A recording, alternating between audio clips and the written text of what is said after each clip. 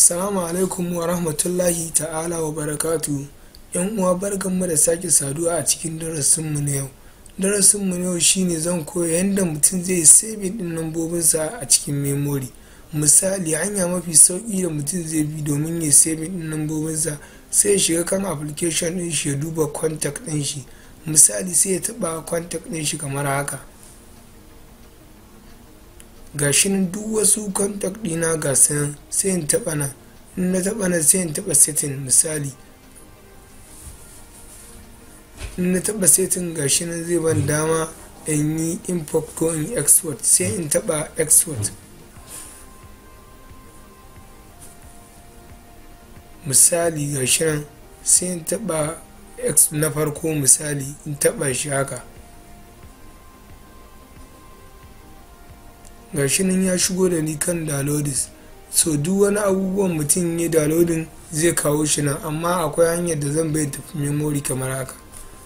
Sai in taba memory ga yanan SD card, to duk gashi nan na shigo cikin memory na, duk wasu abubuwa na memory na ga su nan, ga abin da na dauko nan a ƙasa kamar haka.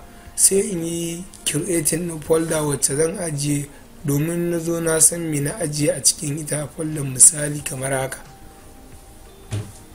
sai in yi new folder, sai in yi creating din folder. Misali in taba nan, ni gashi nan zan rubuta my contact a jikin abin da zan yi domin in gane lambobi na ko dan gaba.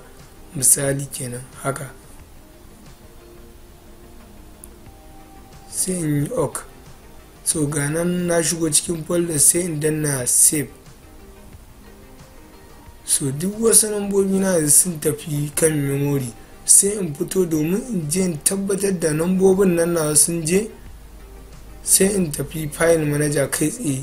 Gashi nan file manager na, sai in taba, sai in shiga SD card misali kamar haka. Sai in tafi in duba folder da na saving dazu, ga ta nan duk wasu lambobi na ga su nan. Ta wannan hanyar zan iya turawa abokina ya ajiye mun, ko kuma in dauki lambobin in kai su Gmail address dina. So ku biyo ni ta wannan channel din, zan koya yadda mutum zai je ya bude Gmail address ga wanda ba su da shi.